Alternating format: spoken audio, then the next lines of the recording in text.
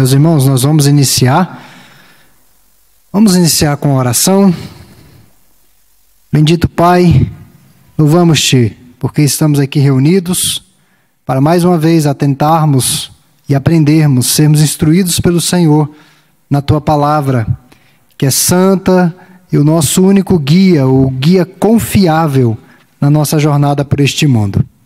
Suplicamos que o Teu Espírito Santo intervenha e de fato aplique essas verdades que iremos extrair da Tua Palavra à nossa vida cristã. Que vivamos de maneira que agrade ao Senhor, a despeito das nossas vontades, dos nossos interesses, ou de agradar a outrem, mas que agrademos tão somente a Ti. Portanto, ó Deus, fala aos nossos corações. É no nome de Jesus que oramos. Amém. Nós vamos então finalizar, irmãos, a nossa jornada na Epístola de Paulo aos Romanos, essa imersão na Palavra do Senhor. Romanos capítulo 16, verso 3 até o fecho do capítulo, eu vou lendo e gradativamente vou explicando, tirando já lições para as nossas vidas, e assim encerraremos essa série. A próxima série será um livro do Timothy Keller. Eu vou separar o título e publicar no boletim. Nós vamos estudar capítulo a capítulo um assunto extremamente atual que fala sobre a idolatria moderna. Então nós vamos estudar nos próximos meses essa temática.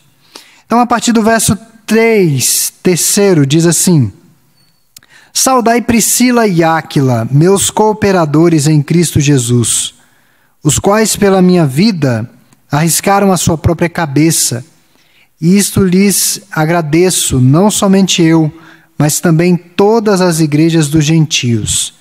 Saudai igualmente a igreja que se reúne na casa deles.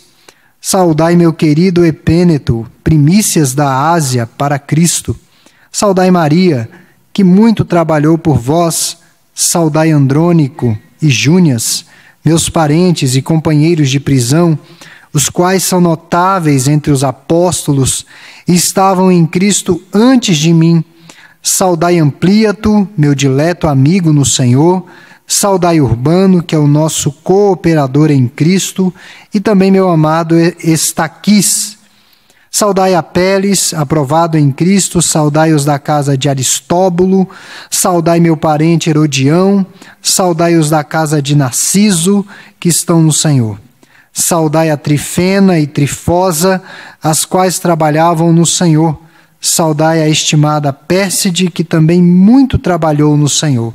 Saudai Rufo, eleito no Senhor, e igualmente a sua mãe, que também tem sido mãe para mim.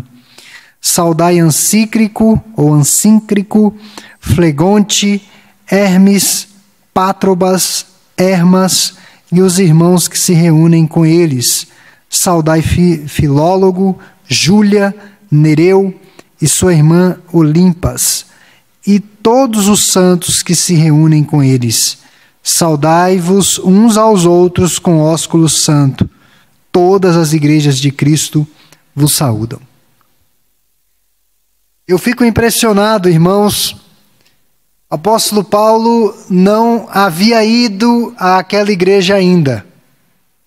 Não foi o apóstolo Paulo quem plantou aquela igreja. Mas essa é a epístola que ele mais cita nomes. Ele se dirige a diversas pessoas. Embora ele não tenha lançado os fundamentos da igreja ali, no sentido de plantação, mas Paulo tinha vinculações pessoais fortíssimas com diversos irmãos. Nós vemos Paulo saudando os trabalhadores da obra do Senhor. Ele reconhece que eram irmãos operosos. Há um grupo de irmãos os quais Paulo saúda, que são irmãos que trabalhavam ardentemente, incansavelmente na obra do Senhor.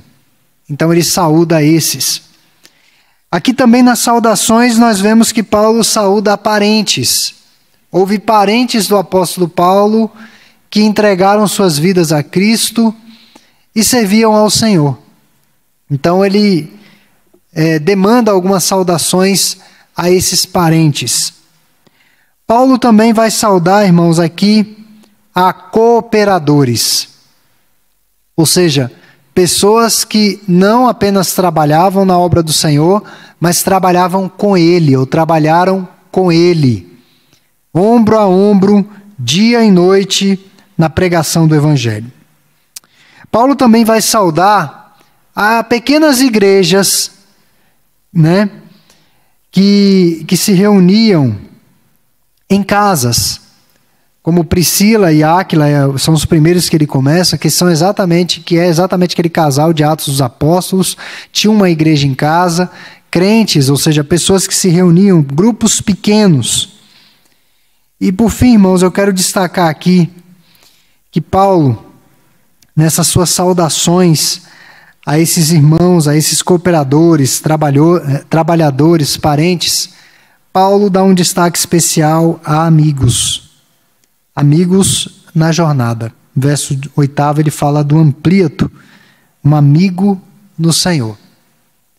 Então perceba que Paulo, aqui nós poderíamos subtrair de lição para as nossas vidas essa noite. Paulo, mesmo tendo uma jornada cristã penosa, difícil, desbravadora, como nós costumamos dizer na evangelização, mesmo tendo que derrubar o mato para o povo chegar, plantando igrejas, Paulo construiu muitos vínculos. É bem verdade que ao longo da jornada ele contraiu muitos inimigos, mas inimigos que não eram apenas inimigos de Paulo, mas inimigos do Evangelho. Isso ele deixa claro quando ele escreve aos Coríntios, que aqueles que se arvoravam contra ele, na verdade estavam indo contra Cristo, contra o Senhor da igreja. Mas chama a atenção quantos irmãos próximos ele fala aqui no verso 13, desse relacionamento com a mãe de Rufo, como se a mãe de Rufo fosse mãe dele. Então nós vemos a proximidade dos relacionamentos na igreja, a necessidade que isso aconteça. E essa é uma lição importante, levando em consideração o tempo em que nós vivemos, em que as pessoas estão vivendo muito para si próprias, não muito preocupadas com as outras.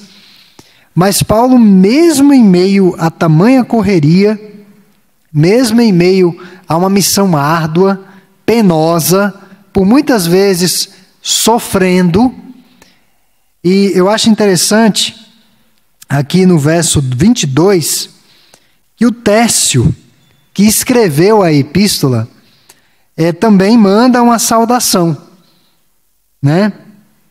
Ele saúda, e outros que estavam com ele também estavam saudando, o Gaio estava saudando, enfim, outros. Mas isso significa que Paulo tinha dificuldades até mesmo de escrever, até mesmo para escrever. Boa parte das epístolas, outras pessoas escreveram para ele, o que leva a entender que a enfermidade de Paulo prejudicava até mesmo os seus movimentos. E em uma das epístolas ele diz assim: veja com que letras grandes eu vos escrevo. Parece que dali em diante ele tomou a pena e passou a escrever com as próprias mãos aquilo que ele queria comunicar. Então Paulo precisou das pessoas e ele assistiu a pessoas. Isso significa que na nossa jornada cristã não tem como vivermos ou sobrevivermos sem a companhia, sem a atenção, o cuidado da igreja, dos nossos irmãos, onde quer que passemos. A última igreja que eu pastoreei, até o ano de 2008, até pouco tempo, muitos irmãos me ligavam da igreja, que são da igreja, né? Não de lá da igreja necessariamente. E até pouco tempo eu ainda mantinha contato, cultivava contato, amizade com aqueles irmãos. Claro que eu tenho muito cuidado, e quando você é pastor de uma comunidade e você sai daquela comunidade e vai para uma outra, obviamente que ficam as amizades, mas eu nunca misturava a amizade com o que está acontecendo lá. Porque certamente tem as críticas em relação ao pastor, à gestão. Então nunca misturava, nunca visitei, mas a gente se fala às vezes por telefone, pelo WhatsApp, conversa, né, e cultiva essa amizade, mas sem entrar na situação lá da igreja. Lá foi um outro momento que eu vivi de 2004 até 2008, então passou. Agora o pastor é outro, mas as amizades ficaram, sem misturar. Irmãos, o fato é que nós precisamos da igreja. E Deus não deixou por acaso pessoas de diversas faixas etárias. Nós aprendemos com as crianças, nós aprendemos com os adolescentes, nós aprendemos com os jovens, nós aprendemos com os adultos, com os casais, com os idosos. Estamos sempre aprendendo. E eu te garanto que é claro que os que estão aqui reunidos hoje à noite, grande maioria, tem relacionamentos na igreja. Por isso que estão na igreja até hoje também. Conhecem pessoas na igreja. O desafio é não ficar limitado apenas aos ajuntamentos, aos trabalhos, mas efetivamente conhecer os irmãos. Saber dos dilemas, das lutas. Às vezes o irmão é mais sisudo, mais fechado, mas se você chegar, abordar, conversar, certamente você vai ver um outro lado. E hoje nós vivemos uma sociedade assim, que os relacionamentos são superficiais. E nós vemos aqui pelo fechamento da epístola que Paulo dedica um trecho considerável a muitos irmãos que ele lembrou. Aí, dando sequência aqui na nossa leitura. 17. Rogo-vos, irmãos, que noteis bem aqueles que vos provocam divisões e escândalos, em desacordo com a doutrina que aprendestes. Afastai-vos deles, porque estes tais não servem a Cristo nosso Senhor, e sim a seu próprio ventre, e com suaves palavras e lisonjas enganam o coração dos incautos.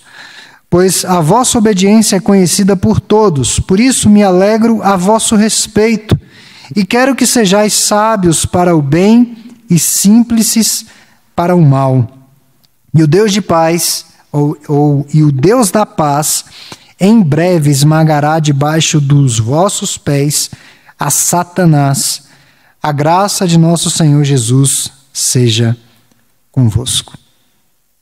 Então Paulo passa aqui, já caminhando para o encerramento, dessas saudações pessoais, desses vínculos que ele manteve ali na sua jornada cristã, ele passa para o alerta, para que os irmãos tivessem cuidado com os falsos ensinos, falsos ensinamentos. Irmãos, aqui tem uma lição muito importante para os nossos dias. Nós subestimamos o falso ensino.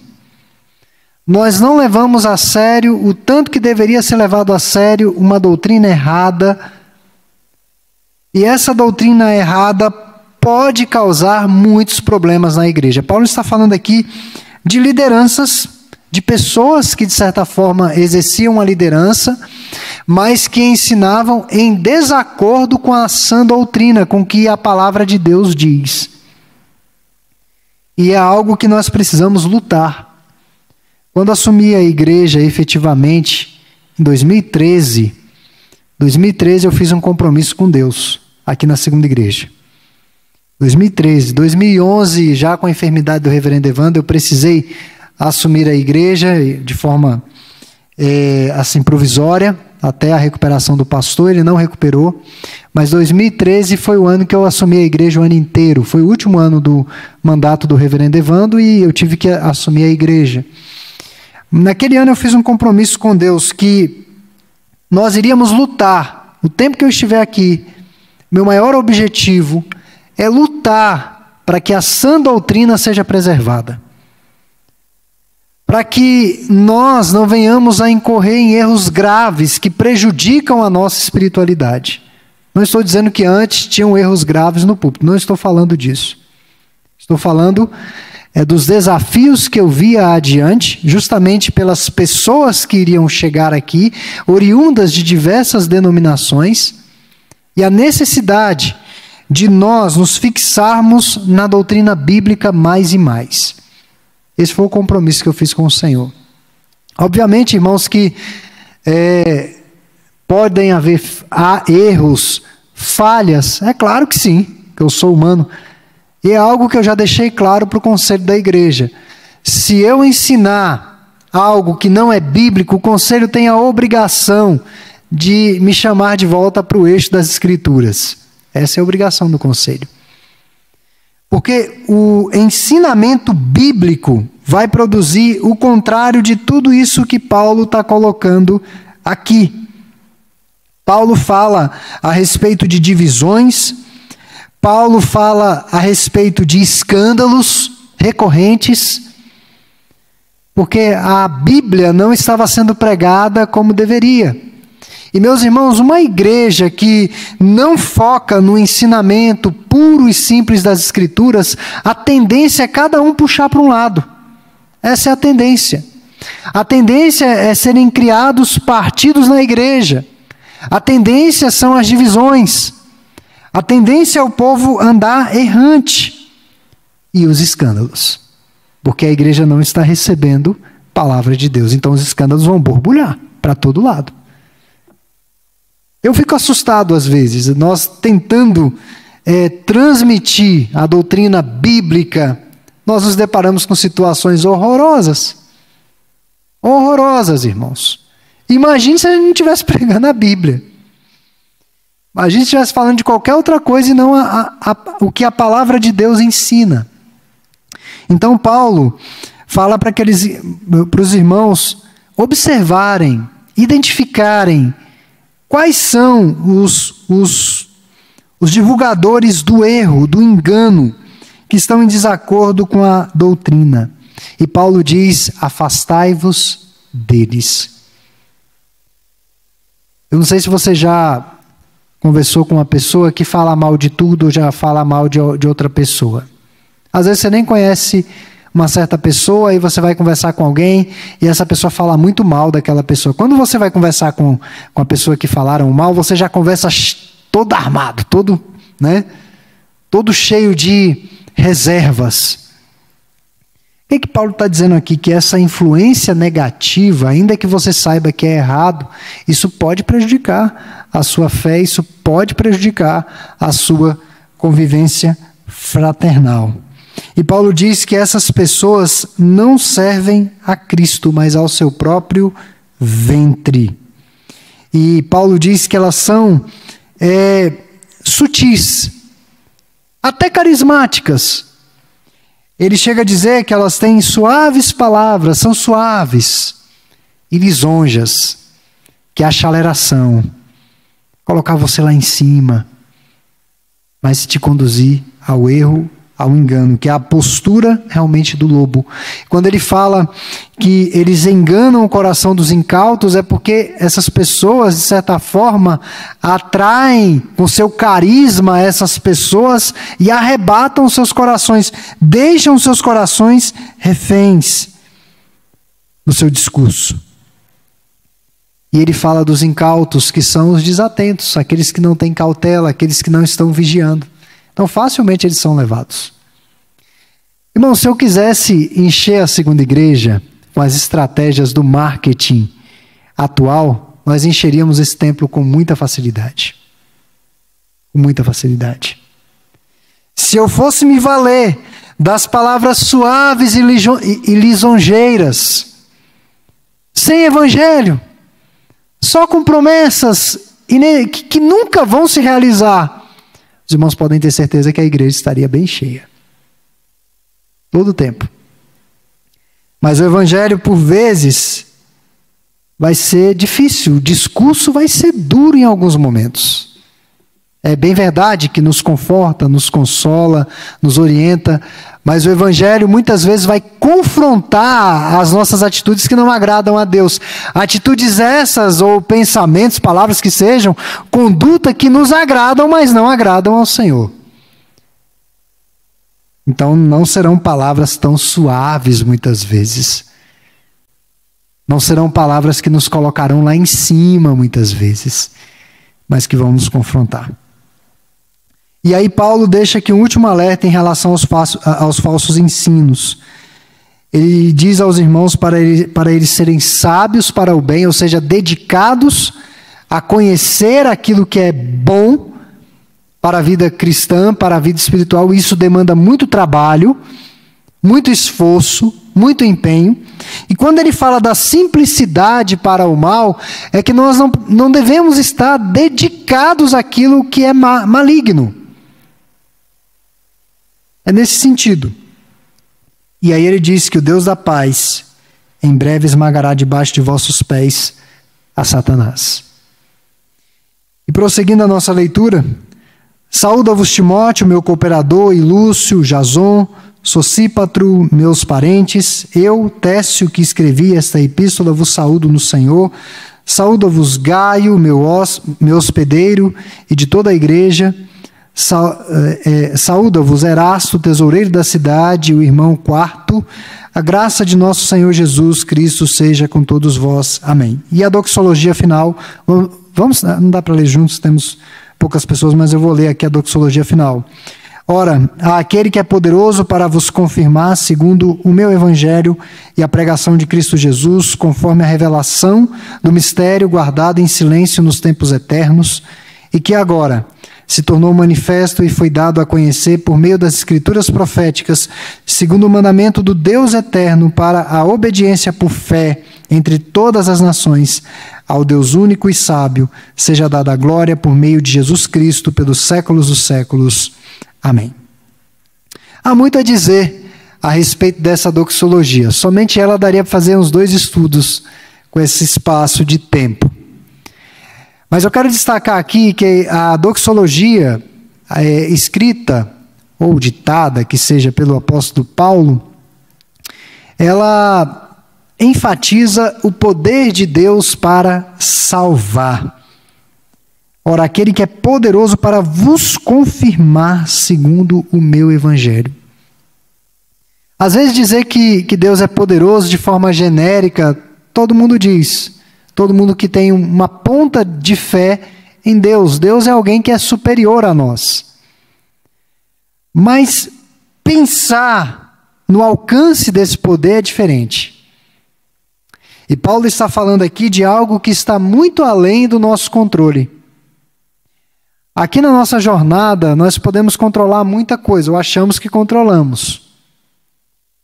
Controlamos a ingesta de alimentos que prejudicam a nossa saúde, tomamos alguns remédios para manter a nossa saúde, tentamos dormir no horário, ter um repouso satisfatório, nos exercitamos, seja com a caminhada ou qualquer outra modalidade de exercício. É uma maneira de nós exercermos a força que temos em nosso favor. Mas Paulo está falando de um poder que nenhum de nós tem, que é justamente a consumação da salvação. Não há nada, eu penso que não há situação mais triste do que você sepultar pessoas que ama, pessoas que você ama. Não há.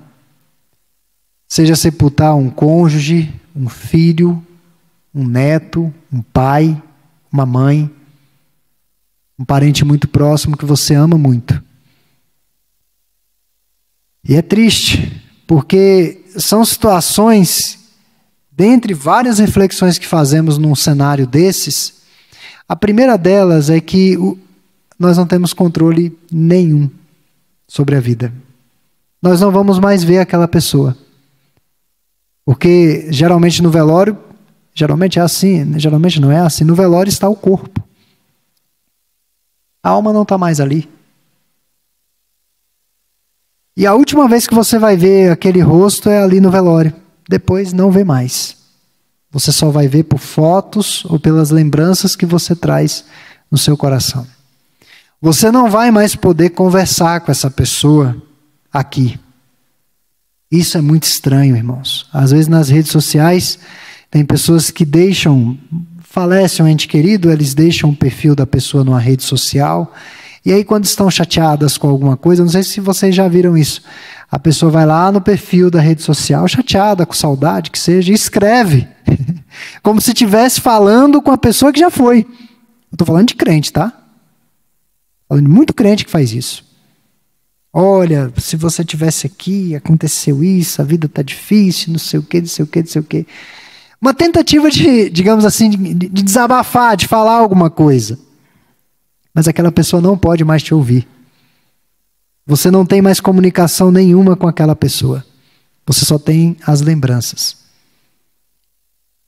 Então você não tem poder para comunicar-se, para desenvolver comunhão com essa pessoa mais.